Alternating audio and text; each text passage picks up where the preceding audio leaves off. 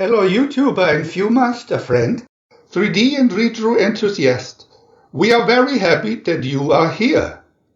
Please keep your stereo viewer and the Viewmaster 3D reel set ready, which we show here in our video. Even if you don't have this 3D picture set yet, maybe you can just listen to our spoken text and imagine the motifs in your own fantasy world. Now listen to the following audio video while you take your time looking at the 3D images and switching accordingly frame by frame. This is the 3D Viewmaster fairy tale, Snow White. Long ago, a daughter was born to a good king and queen, but the queen died. The new queen wanted to be the fairest in the land, and when her mirror told her Snow White had grown to be the most beautiful, the queen decided to kill her. Escaping the queen's huntsmen, she wandered into the forest and suddenly came upon a neat little cottage. She knocked, but when no one answered, she peeped in. It was the home of the 7 dwarfs. The wicked queen found out from her magic mirror that Snow White was not dead, so she set out to find her. Disguised as an ugly old woman, the queen found the girl and gave her a poisoned apple. Viewmaster Reel 1.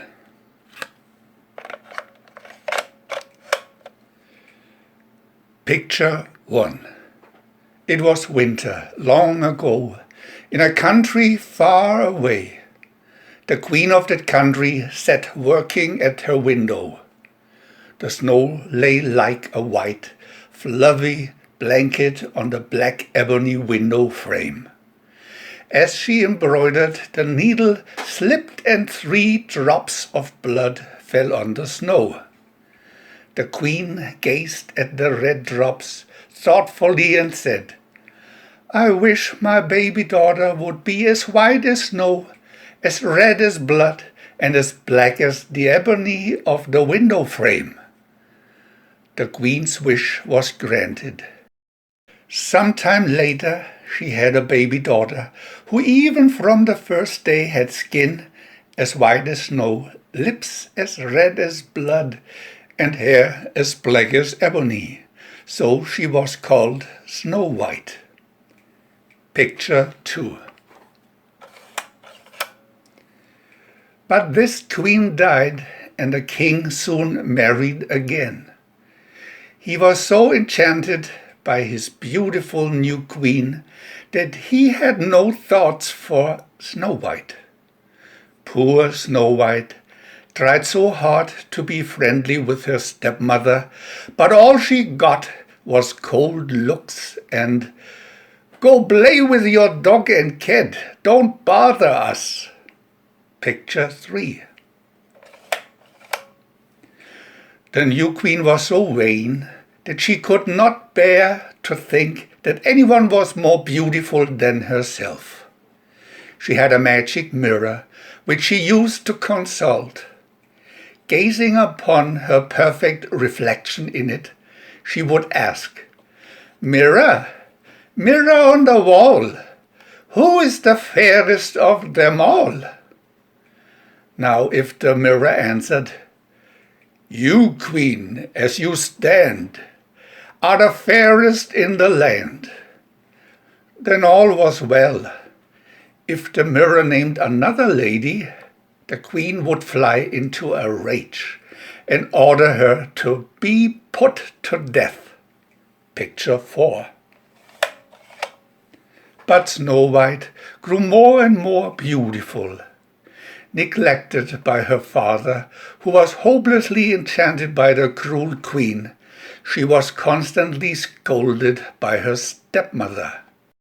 Snow White found consolation in the companionship of her dog and cat and made friends with the wild birds who would alight on her hand. Picture 5.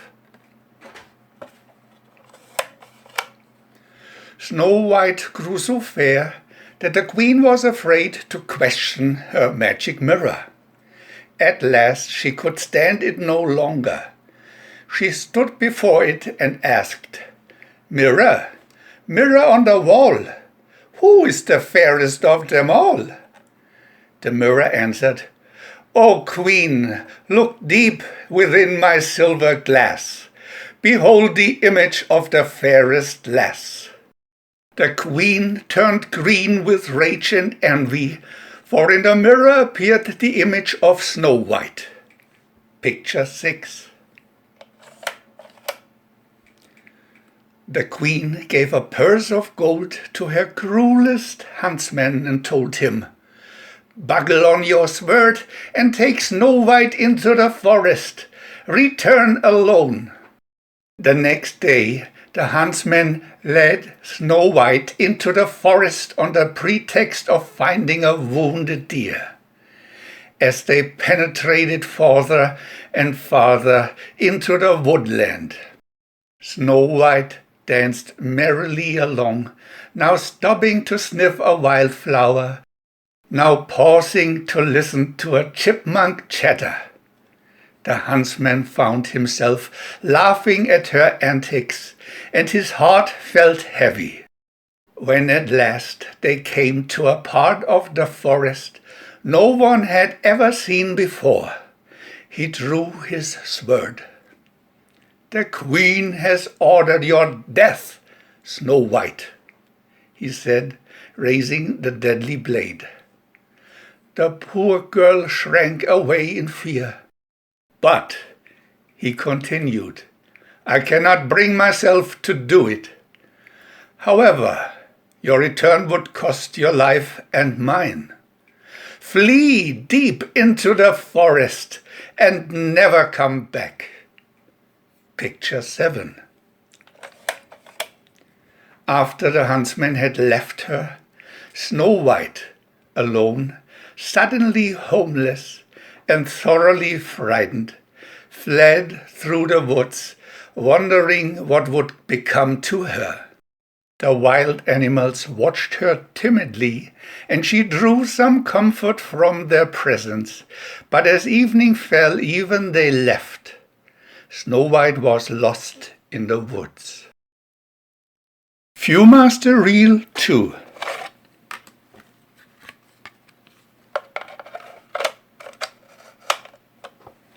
Picture 8. Her white dove, perched on the high branches, could see far into the distance. It flew down, flapping its snowy wings excitedly. Snow White followed and soon came upon a neat little cottage. She knocked at the door, but no one answered. She called, "Hello!" but there was still no answer, so she opened the door and went in. Picture 9. She saw 7 little chairs at a little table upon which were laid 7 little plates. Upon the plates were 7 little loaves of bread, and there was a sweet red wine in 7 little copper mugs. By now, Snow White was so hungry that she wanted to eat everything in sight.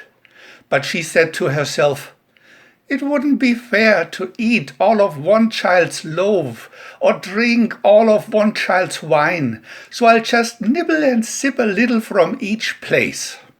She could eat only a very little, for the long walk had made her very sleepy.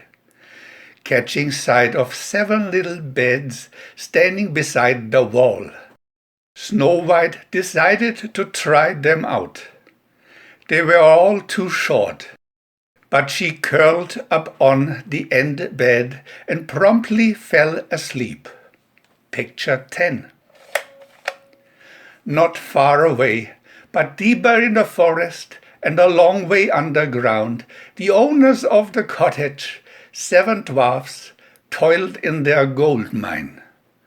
All day long they dug little nuggets out of the ground, loaded them into little cars, and dumped the yellow nuggets onto an enormous pile in a secret cave.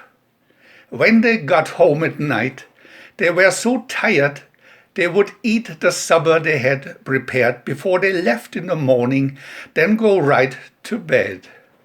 The next morning they would get up, eat their breakfast, lay out their slippers, and go off to work.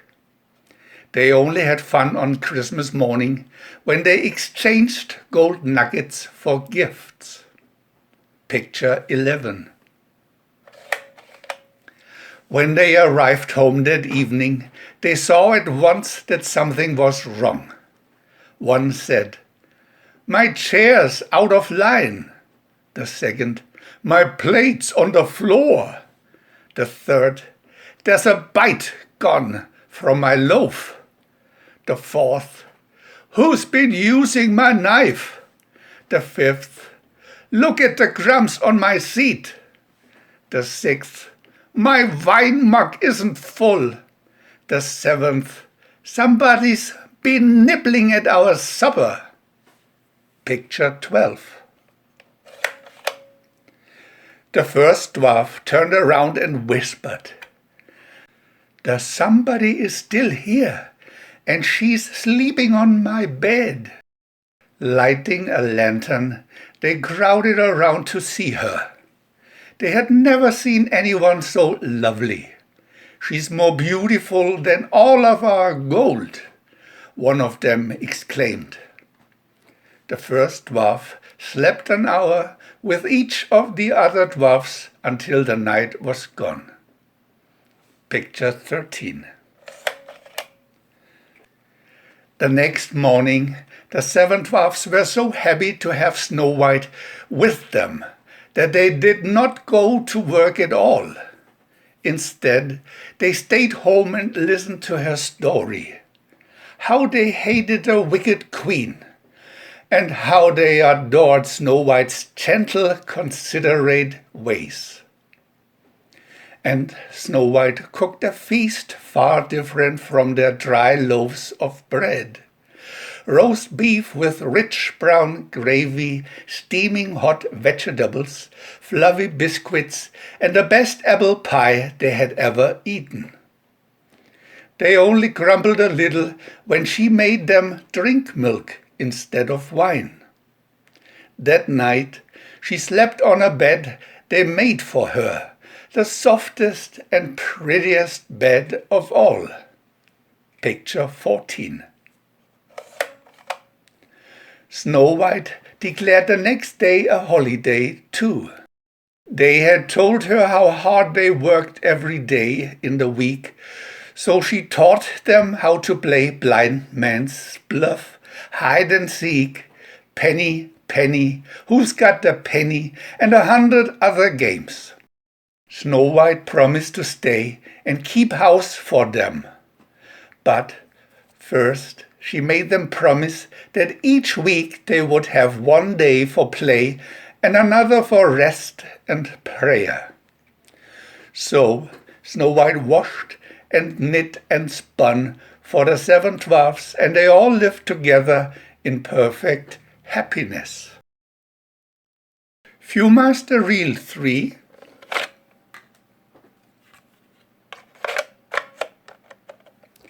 Picture 15. Meanwhile, the cruel queen was contented. Her huntsman brought back a jeweled box. In it was a heart, which he told her was Snow White's. In reality, he had killed a wild boar, and it was the boar's heart in the box. The queen was happy. Snow White was gone, and now she was the loveliest in the land. Many weeks slipped by before she had occasion to consult her magic mirror. "Mirror, mirror on the wall, who is the fairest of them all?" The mirror clouded, and its silvery voice sounded. "O Queen, thy face is handsome still, but in the forests across the hill live 7 men so very small, and Snow White, fairest of them all." Picture 16. The queen flew into a rage and locked herself in her tower chamber. She knew the mirror never lied, and she could not bear to think that anyone lived who was more beautiful than she was. Snow White must die, and this time she would do it with her own hands. She took a plain green apple and floated it over a witch's brew of strong poison. Soon one side was rosy and delicious to the eye, but this red side was full of poison. Next, the queen fashioned a disguise, a mask that would come alive as long as she wore it. Then she set out for the house of the 7 dwarfs. Picture 17. One morning after the 7 dwarfs had marched off to work, Snow White heard a cracked voice calling out, "Apples for sale!" Looking out the window, she saw an ugly old woman. It was really the wicked queen. "Come, girl," she croaked. "Taste this apple. If you like it, I'll give you a whole basketful for a penny apiece." "I shouldn't," said Snow White doubtfully. "The dwarfs told me not to trust anyone." "Oh, you silly goose," said the old lady. "Do you think the apple is poisoned? Here, I'll eat half of it." She broke the apple in half, and Snow White, not wishing to be rude, bit into the rosy half. The first bite was scarcely in her mouth when she fell to the floor, dead. Picture 18. That evening the dwarfs found her lying on the floor motionless. They tried to revive her by washing her face in water and wine, but no breath came from her lips. Wringing their hands and wiping their tears away with their beards, they laid her on her bed and watched over her for 3 whole days. At last they knew she was dead, but her cheeks were just as rosy, and she looked just as she had when she was alive. "We cannot bury her in the cold ground," they said. Instead, they made a coffin of glass and set it in the forest. They visited it every day, and one of them always kept watch. Her animal friends were always nearby, and the forest animals often visited the glass coffin. Picture 19. One day a prince, mounted upon a magnificent steed, came upon the glass coffin. Within he saw Snow White, who was still as lovely as she had been the day she was poisoned. He fell in love with her and begged the dwarfs to let him take her away to his father's castle. They refused to part with her for all the gold in the world. He pleaded so ardently that at last they took pity upon him and gave him the glass coffin. Picture 20. The moment he lifted the coffin, the piece of apple fell from her lips, and Snow White began to breathe again. Then the prince knelt down, and lifting the glass lid, he gently kissed the sweet face of the beautiful princess. Snow White opened her eyes. "Where am I?" she asked as the prince raised her to her feet. All around them the dwarfs, animals, and all the forest birds were dancing in a gay whirl. The young man said, "Oh, Snow White, I love you more than anyone else in the world. Come back with me to my father's castle and be my wife." Picture 21. At first, Snow White was reluctant to leave the 7 dwarfs, but she had fallen in love with the wonderful prince. The dwarfs, however, urged her to marry the prince, but to come back often to visit them. The prince seated Snow White on his noble steed, and they rode away to his faraway castle, where they lived happily ever after. We want to add new videos every day, and if you don't want to miss any of them, subscribe to our channel for free. And press the little bell. We are also happy to have a thumb up.